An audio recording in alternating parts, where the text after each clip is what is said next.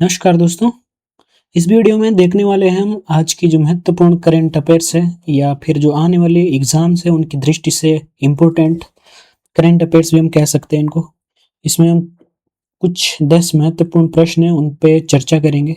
तो सबसे पहले यहाँ पे जो एक प्रश्न है ये हाल ही में जो संपन्न हुई 158वें नियमित पाठ्यक्रम की पासिंग आउट परेड के दौरान राष्ट्रपति ने किस स्थान पर वीरता और विवेक के ध्येय वाक्य को रेखांकित किया है।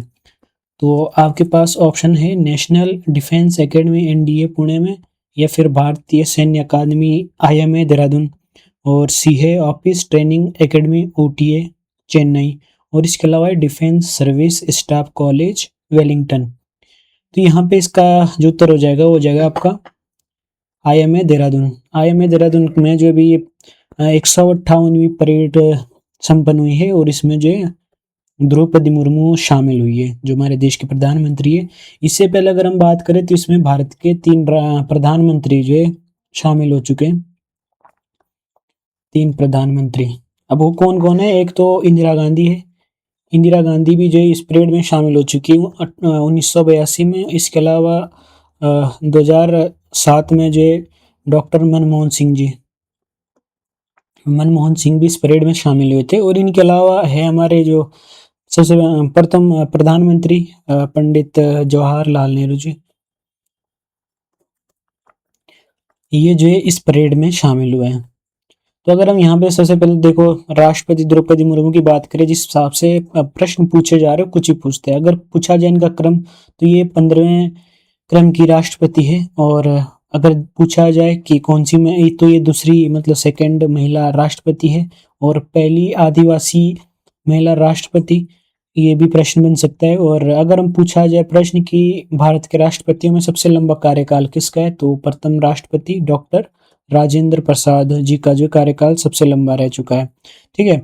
अगर हम बात करते हैं नेशनल डिफेंस एकेडमी की, तो नेशनल डिफेंस एकेडमी जो आपके पुणे में है और इसकी जो स्थापना की गई थी तो 6 अक्टूबर 1969 को 6 अक्टूबर 1949 को जो है नेशनल डिफेंस एकेडमी पुणे की स्थापना की गई थी। और इसका जो उद्घाटन था ये किया था पंडित जवाहरलाल नेहरू के द्वारा, जो समय वहाँ के हमारे देश के तत्कालीन प्रधानमंत्री थे।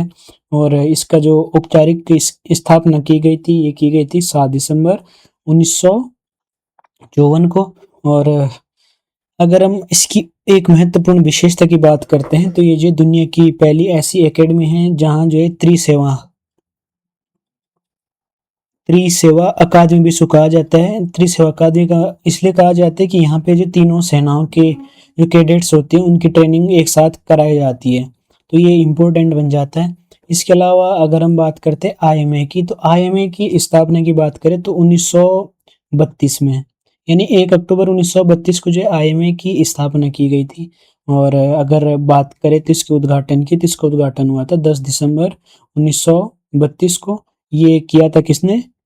फिलिप चैटवुड द्वारा। फिलिप चैटवुड के द्वारा जो है आईएमए की जो उद्घाटन है किया गया था। इसके अलावा प्रथम अगर पास आउट परेड की बात की जाए तो इसकी प्रथम पास आउट परेड हुई थी आपकी कब? ये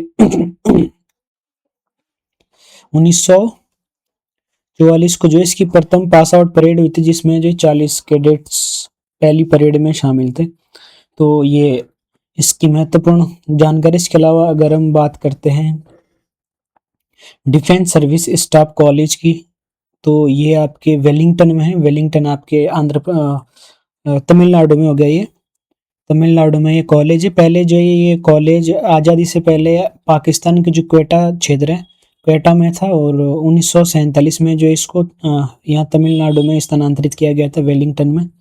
और अगर हम बात करते हैं जो ऑफिसर्स ट्रेनिंग एकेडमी ओटीए है चेन्नई में, इसको भी जो है 1963 में स्थापित किया गया था। जब भारत चाइना युद्ध हुआ था उसके पश्चात जो है इस एकेडमी को स्थापित किया गया। तो ये भी जो है आपके लिए इम्पोर्टेंट हो जाती है। अब बढ़ते हैं अगले प्रश्न की तरफ। अगला प्रश्न है 2 जून 2026 को सेवानिवृत्त होने वाले जनरल उपेंद्र द्विवेदी के स्थान पर भारत के अगले थल सेना अध्यक्ष के रूप में किसे नामित किया गया है। तो यहाँ अगर आप बात करते हैं तो जो थल सेना के अध्यक्ष उपेंद्र द्विवेदी, इनका कार्यकाल जो 30 जून 2026 को समाप्त होने जा रहा है। अगर हम इनकी बात करते हैं तो ये जो है अभी तक 30वें नंबर के थल सेना अध्यक्ष हैं। अब इनके बाद ये जो 31वें थल सेना अध्यक्ष बनेंगे वो बनेंगे लेफ्टिनेंट जनरल धीरज सेठ। तो इस प्रश्न का जो उत्तर हो जाएगा आपका ये option number A, lieutenant general Dheeraj Seth जो थल सेना के अगले अध्यक्ष थल सेना के सेना अध्यक्ष रहने वाले हैं। और ये जो है 31 अगस्त 2028 तक इनका कार्यकाल रहेगा। तो ये भी इम्पोर्टेंट बनेगा उस दृष्टि से। अगर हम बात करते हैं वायुसेना की, तो वायुसेना के जो अध्यक्ष है वो है आपके air chief marshal Amarpreet Singh. ठीक है, Amarpreet Singh, air chief marshal Amarpreet Singh है आपके वायुसेना के अध्यक्ष। वहीं अगर हम नौसेना की बात करते हैं तो ये भी हाल ही में जो इनको नियुक्त किया गया है, एडमिरल कृष्णा स्वामीनाथन। ये जो है आपके नौसेना के अध्यक्ष है। 31 मई 2026 को जो है इनको नौसेना के अध्यक्ष के रूप में नियुक्त किया गया है। अगला प्रश्न है प्रश्न नंबर 3।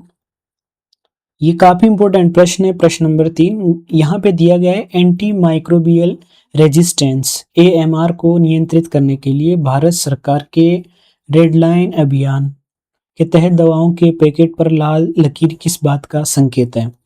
ठीक है, तो यहाँ पे सबसे पहले तो हम समझते हैं एंटी माइक्रोबियल रेजिस्टेंस क्या होता है।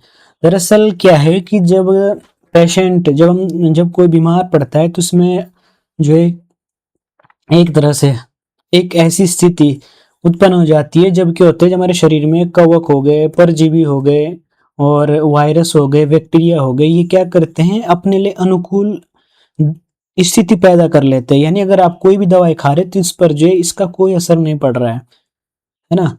और ऐसी स्थिति में क्या होता है, जो बीमारी है वो बढ़ते जाती है और स्थिति इतनी गंभीर हो जाती है कि जो मरीज होता है उसकी मृत्यु तक हो सकती है। इससे जो है AMR शॉर्ट में कहा जाता है और इसे कहते हैं एंटी माइक्रोबियल रेजिस्टेंस।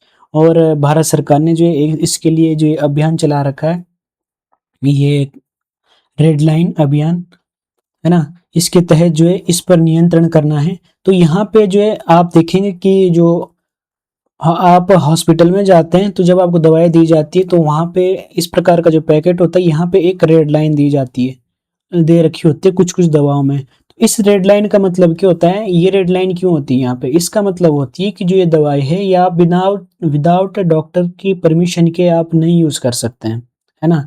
इसलिए जो है ये लाइन दे रखी रहती है।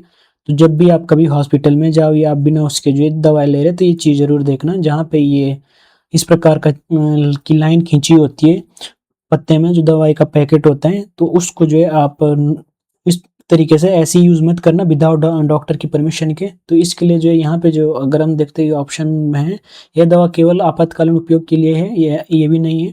यह दवा प्रतिबंध नशीले पदार्थों की श्रेणी में आती है, ये भी नहीं है। यह दवा जो बिना डॉक्टर के पर्चे के नहीं बेची जानी चाहिए। तो इस प्रश्न का जो सही उत्तर है ये ऑप्शन सी हो जाएगा। ठीक है, अब अगला प्रश्न है, हाल ही में उत्तराखंड के किस जिले में भारत तिब्बत सीमा पुलिस ITBP की 14वीं बटालियन के जवानों के साथ राज्यपाल ने संवाद कर सीमा सुरक्षा समीक्षा की। ऑप्शन ए है Chamoli, option B Uttarkashi, option C Pithoragarh और ऑप्शन डी है चंपावत। तो इस प्रश्न का सही उत्तर हो जाएगा आपका ऑप्शन नंबर सी पिथौरागढ़, जो इसका सही उत्तर हो जाएगा। यहाँ पे अगर हम ITBP की बात करते हैं, ITBP क्या है, इंडियन तिब्बत सीमा पर जो ये रहती है ना। तो इसकी अगर हम स्थापना की बात करते हैं तो इसकी स्थापना की गई थी 24 अक्टूबर 1962 को, जब भारत पर चीन ने अटैक किया था।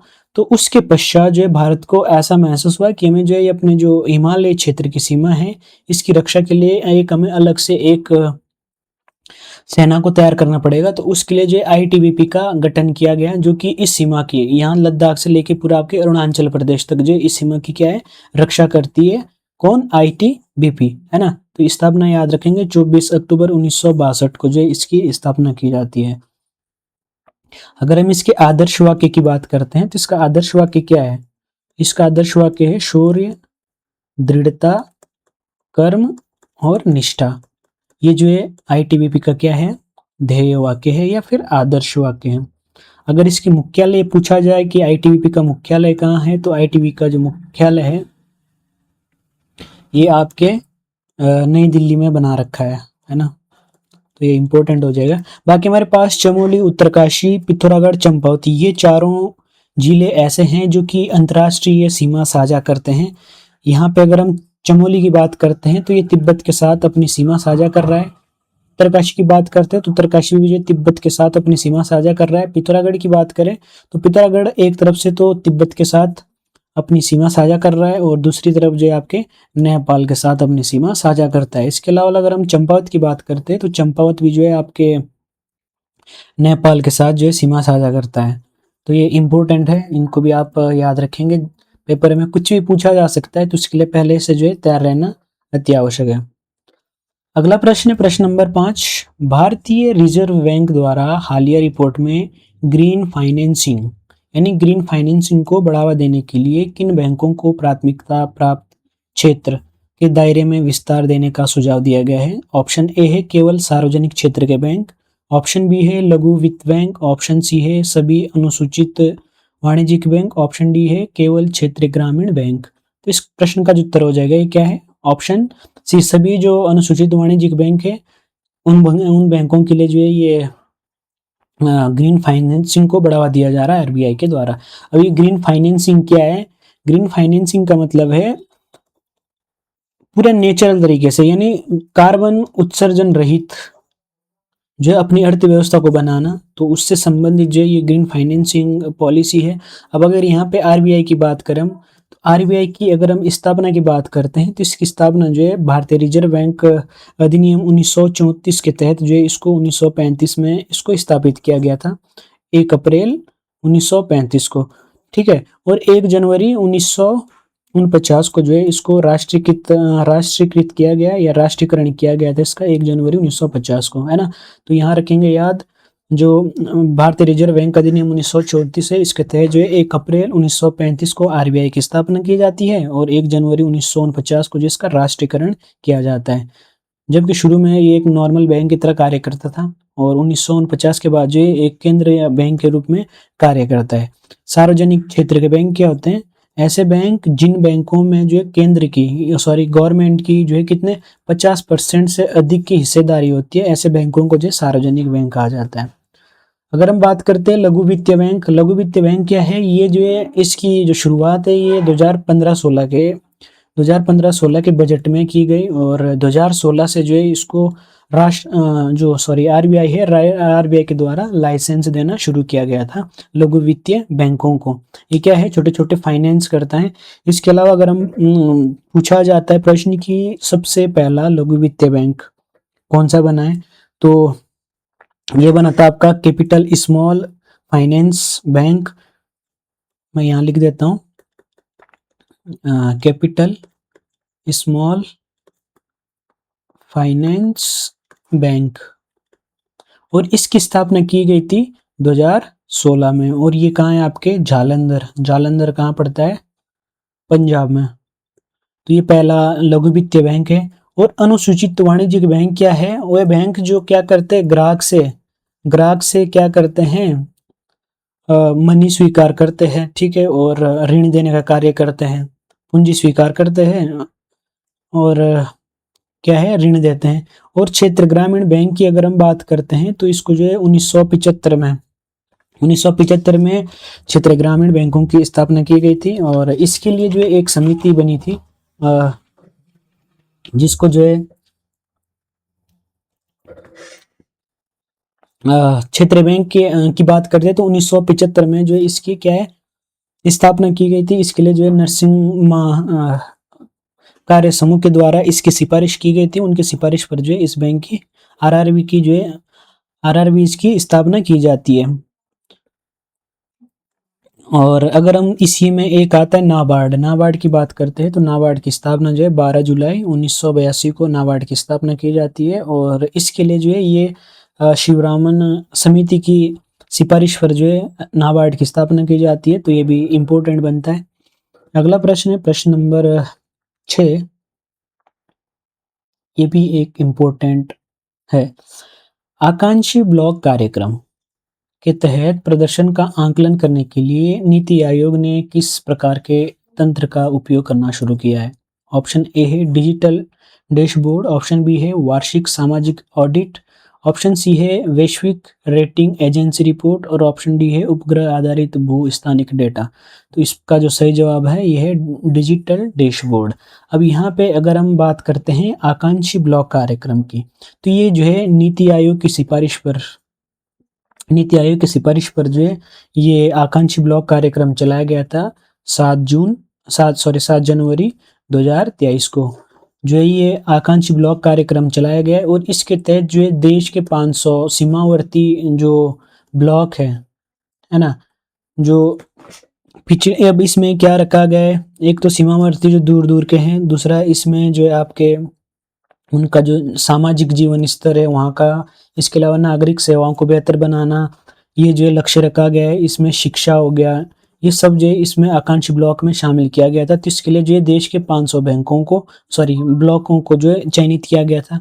वहीं अगर हम उत्तराखंड की बात करते हैं तो उत्तराखंड के भी जो ब्लॉक है उसमें देखेंगे हम तो बागेश्वर से कपकोट है, और अल्मोड़ा की बात करें तो अल्मोड़ा से जो है स्यालदे ब्लॉक हो गया, और वहीं उत्तरकाशी की बात करते हैं तो उत्तरकाशी से जो है मोरी ब्लॉक हो गया और अगर उधम सिंह नगर की बात करते हैं तो उधम सिंह नगर से गदरपुर, और एक पौड़ी से भी है, पौड़ी से जो है आपका जो दुगड्डा है, दुगड्डा ब्लॉक को जो है आकांक्षी ब्लॉक के रूप में चयनित किया गया है। तो ये जो ब्लॉक है याद रखेंगे, बागेश्वर से कपकोट, अल्मोड़ा से स्यालदे हो गया, उत्तरकाशी से मोहरी हो गया, और उधम सिंह नगर से गदरपुर और पौड़ी से दुगड्डा, इनको जो है आकांक्षी ब्लॉक कार्यक्रम के तहत जो है शामिल किया गया है।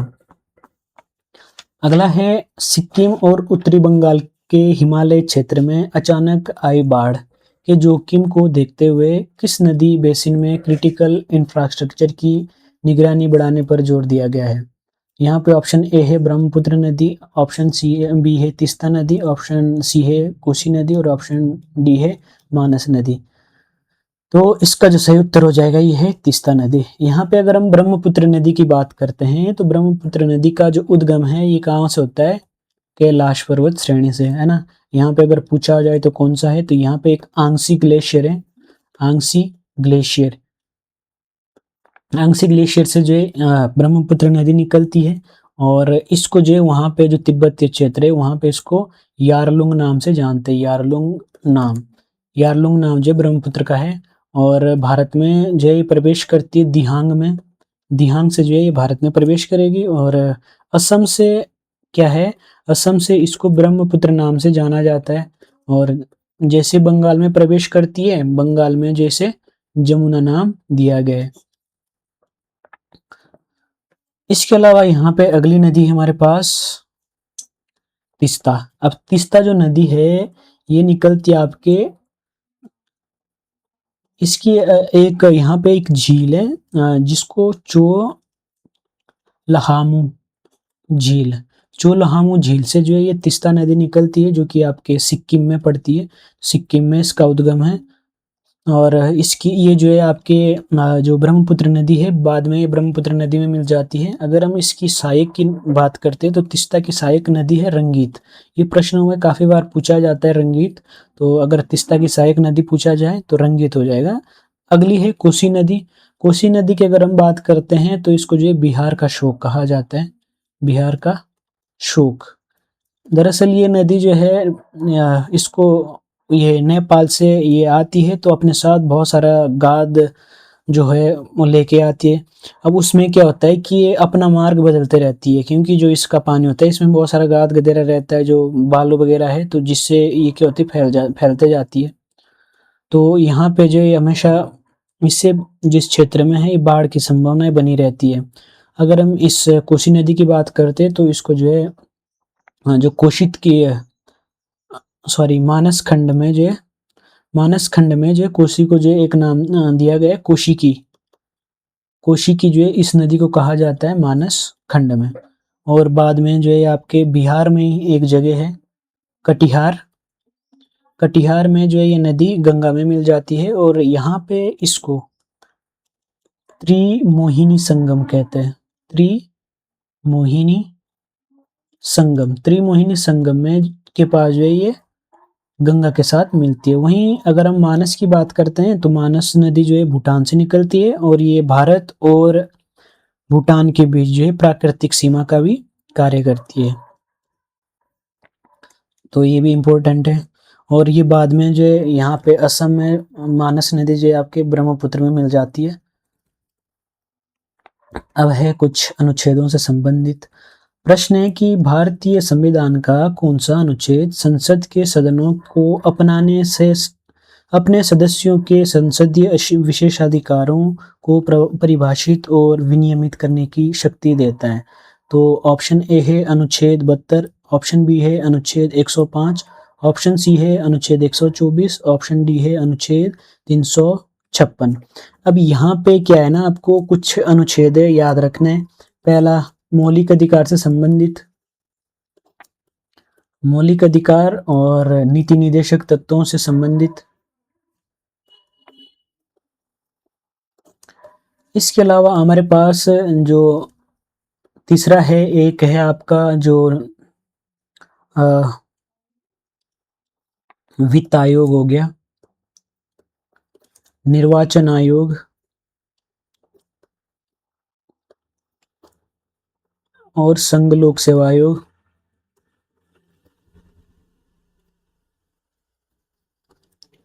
आपातकाल और संसदीय संशोधन वाला जो अनुच्छेद 368 है, ये कुछ इम्पोर्टेंट है। इसके अलावा और भी जो है उनको भी याद रखेंगे, लेकिन ये कुछ इम्पोर्टेंट जो आर्टिकल हैं इनको आप जरूर से जरूर रिवीजन करें। एक इसमें एक और भी ऐड कर सकते हैं आप, मौलिक कर्तव्य, और एक है पंचायत वाला, पंचायत और जो नगर पालिकाएं हैं ये भी इम्पोर्टेंट है। तो यहाँ पे अगर हम बात करते हैं इस प्रश्न की, तो यहाँ इसका जो उत्तर है ये हो जाएगा अनुच्छेद 105। अगर हम अनुच्छेद 72 की बात करते हैं तो अनुच्छेद 72 में जो कहा गया है कि जो हमारे देश के राष्ट्रपति हैं वो क्या है कि किसी भी अगर किसी को जो मृत्यु दंड दिया गया है ना, तो उसकी या तो सजा को कम कर सकते हैं, सजा को माफ कर सकते हैं, या फिर वो चाहे तो सजा को जितनी है वो रहने दे सकते हैं। अगर किसी राष्ट्रपति के पास कोई याचना करता है कि जो है उक्त व्यक्ति जो है सुधर चुका है तो इसकी जो है सजा माफ कर दी जाए, तो राष्ट्रपति के अधीन विचाराधीन है वो चाहे तो उसे माफ कर सकते हैं या फिर वो चाहे तो उसकी सजा को बरकरार रख सकते हैं। वहीं अगर हम बात करते हैं अनुच्छेद 124 की, तो अनुच्छेद 124 क्या है, ये करता है, इसमें प्रावधान किया गया है भारत में क्या है, उच्च न्यायालय की स्थापना, उच्चतम न्यायालय की स्थापना, न्यायाधीशों की नियुक्ति, जो मुख्य न्यायाधीश है, ठीक है, उनके वेतन वगैरह उससे संबंधित जो आपका अनुच्छेद 124 हो जाएगा। और अनुच्छेद 356 क्या है, ये है राज्यों में आपातकाल राष्ट्रपति शासन। अभी यहाँ पे राष्ट्रपति शासन है, तो इसमें क्या होता है, जब राष्ट्रपति को लगता है कि जो जिस भी राज्य में जो आपातकाल लग रहा है, जो राष्ट्रपति शासन लगाना है, अगर वहाँ पे संवैधानिक तंत्र विफल हो जा रहा है या फिर जो राष्ट्रपति के अनुसार जो आदेश है या जो भी है उसको मानने में जो राज्य है वो विफल हो रहा है, तो ऐसी स्थिति में राष्ट्रपति जो है वहाँ पे राष्ट्रपति शासन लगा सकता है। और ये एक समय में जो है 6 माह तक लगाया जा सकता है और अधिकतम जो है 3 वर्ष तक जो है इसको लगाया जा सकता है। और ये तब है जब राष्ट्रपति शासन लगाता है तो इसको लोकसभा में जो इसको पारित करवाना भी होता है बाद में, ताकि उसके बाद जो ये लंबा खिंचते जाएगा, है ना। चलो अगला है, ये कुछ महत्वपूर्ण योजनाएं हैं, ये भी प्रश्न पूछे जाते कई बार।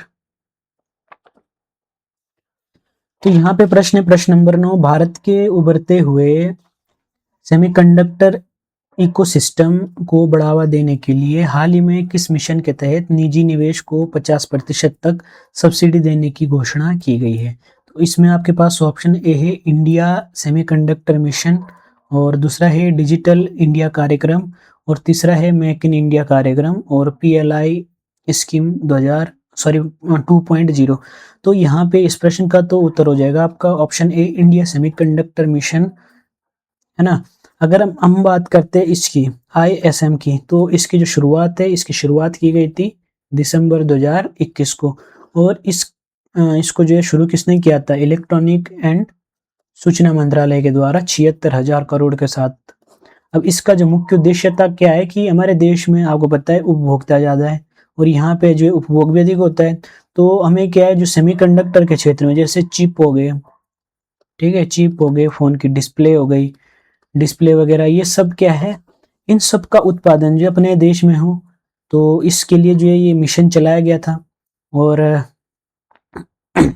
अभी जो है ये मुख्य रूप से अगर हम बात करते हैं तो 6 राज्यों में इस पर कार्य चल रहा है, और कहीं जो है इस पे अभी इतना 1,000 करोड़ का जो अतिरिक्त निवेश भी जो है गवर्नमेंट के द्वारा किया गया है इसके ISM 2.0 में, है ना।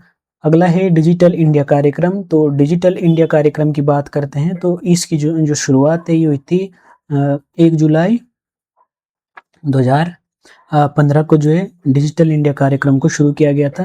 और इसका जो उद्देश्य था उस समय जो हमारे देश के प्रधानमंत्री नरेंद्र मोदी जी हैं, उनका कहना था कि जो है हमारे देश को डिजिटल रूप से साक्षर करना, है ना, और डिजिटली क्षेत्र में और अधिक योगदान और अर्थव्यवस्था को डिजिटल करना, ये सब जो इस कार्यक्रम का मुख्य उद्देश्य था।